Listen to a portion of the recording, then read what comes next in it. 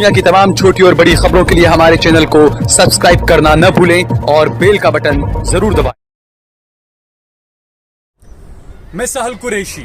Kashmir file को लेकर जैसा हंगामा मचा और जैसी नफरत फैलाने की कोशिश की गई देश के अंदर, उसके बाद आखिरकार कश्मीरी पंडितों से, कश्मीर फाइल से प्रधानमंत्री नरेंद्र मोदी का एक कनेक्शन निकलकर सामने आया है दोस्तों।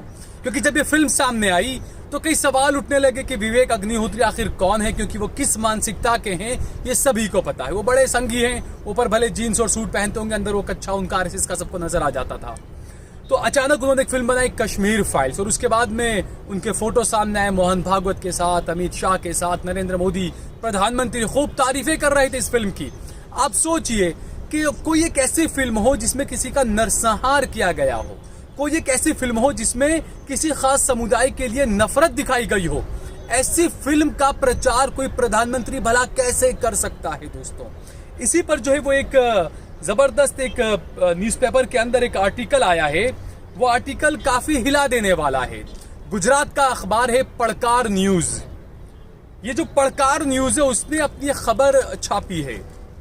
उसमें उसने प्रधानमंत्री नरेंद्र मोदी जो कभी गुजरात के मुख्यमंत्री हुआ करते थे, उससे पहले वो आरएसएस और बीजेपी के कार्यकर्ता वगैरह हुआ करते थे, प्रभारी भी रहे वो अलग अलग राज्यों के। अब पड़कार न्यूज ने एक अहम सनसनीखेज खुलासा किया है कि आखिरकार कश्मीर फाइल से और कश्मीरी पंडितों का जो पलायन हुआ था, नरेंद्र मोदी का उससे क्या नाता है।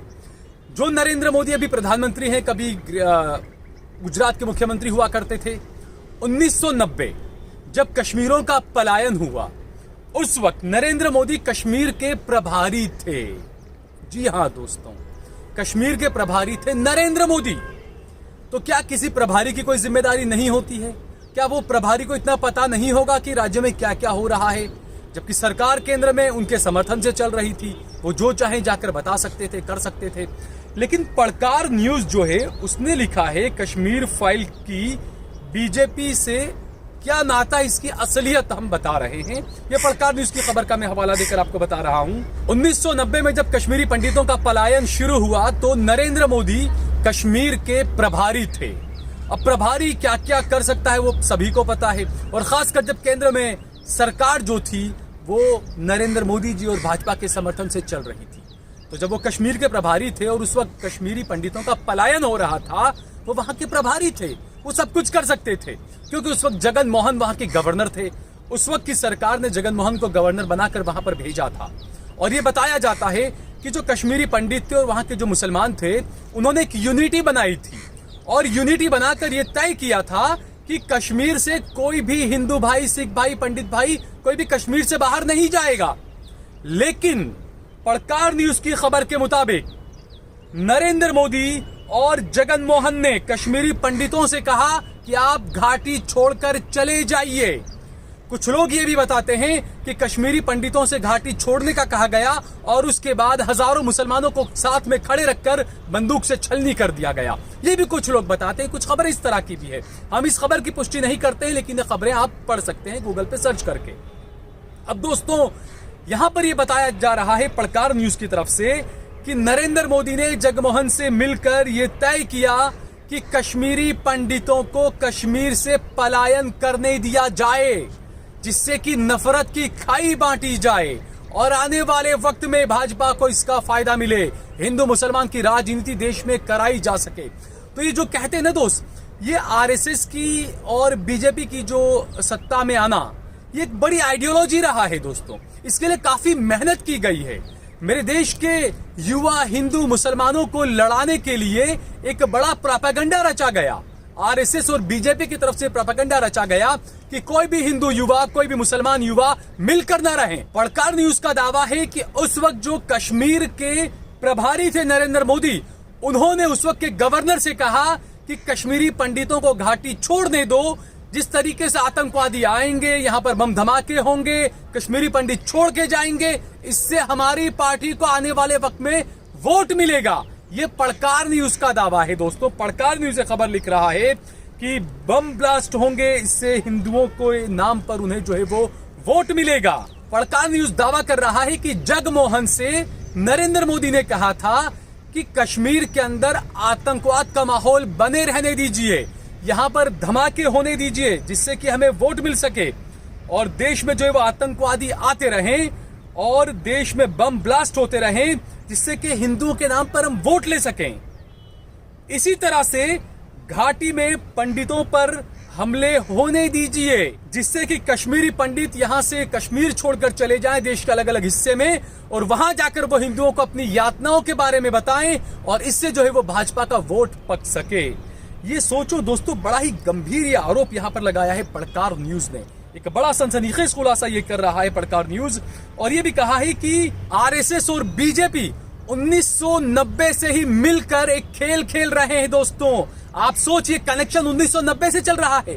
कश्मीर का प्रभारी मोदी को बनाया गया, उसके बाद केशुभाई की सरकार को गिराकर अचानक जिसे कोई जानता नहीं था उस नरेंद्र मोदी को गुजरात का मुख्यमंत्री बना दिया गया और उसके बाद गोधरा कांड हुआ और उसके बाद लगातार वो मुख्यमंत्री बनते गए।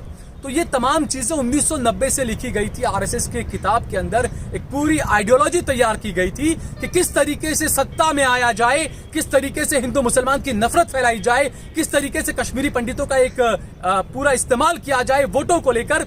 ये एक पूरा रोडमैप तैयार किया गया था जिसका खुलासा पड़कार न्यूज कर रहा है और ये कह रहा है कि नरेंद्र मोदी और आरएसएस के इशारे पर ही जो है वो पूरा खेल खेला गया था। अचानक ही उन्हें गुजरात का मुख्यमंत्री बना दिया गया, उसके बाद गोधरा कांड उन्होंने किया। क्या क्या हुआ ये सभी को पता है। पड़कार न्यूज के मुताबिक आरएसएस का ये उद्देश्य रहा है कि मुस्लिमों के नाम पर, मुसलमानों के नाम पर हिंदुओं पर अत्याचार होने दिया जाए और उसके बाद उसे सांप्रदायिक रंग दिया जाए और उससे हिंदुओं के साथ में सिंपैथी दिखाकर हिंदुओं का वोट लिया जाए। ये बड़े सनसनीखेज खुलासे हैं दोस्तों। आरएसएस बीजेपी संचालक जो है वो इसमें मूल षड्यंत्रकारी थे और इन्होंने जो है वो ये तमाम घटनाएं की ये साबित होता है कि अचानक ही नरेंद्र मोदी कहां से गुजरात के मुख्यमंत्री बन गए, अचानक ही उन्हें कैसे प्रधानमंत्री का उम्मीदवार बना दिया गया, जबकि बीजेपी में कई बड़े बड़े लोग मौजूद थे। लाल कृष्ण आडवाणी थे, सुषमा स्वराज थी, अरुण जेटली थे, बहुत ऐसे लोग थे। मोदी ही क्यों? तो ये पूरा प्लान किया गया था 1990 से दोस्तों। वहीं से ये पूरा मामला शुरू हुआ था और अब आगे जो चल रहा है, जिस तरीके से प्रधानमंत्री नरेंद्र मोदी अब कश्मीर फाइल की जो ऐड कर रहे हैं कि कश्मीर फाइल देखिए, कश्मीर फाइल देखिए, उससे ये साफ हो जाता है। क्योंकि जो पार्टी कश्मीर के अंदर धमाके करवा के कश्मीर के अंदर पंडितों की लाशें बिछवा कर सत्ता में आ सकती है, वोट ले सकती है, वो पार्टी कुछ भी कर सकती है दोस्तों। क्योंकि 1990 में जब आतंकवादी कश्मीर में जब हमले कर रहे थे, लोगों को मार रहे थे, तो उसमें 89 पंडित मारे गए थे, जबकि 1500 से ज्यादा मुसलमान और सिख मारे गए थे दोस्तों। आप सोचिए, उसको लेकर तो कभी कोई बात नहीं उठी। बात उठती है सिर्फ पंडितों की, पंडितों की, पंडितों की। तो ये चीजें कई सवाल खड़े करती है दोस्तों।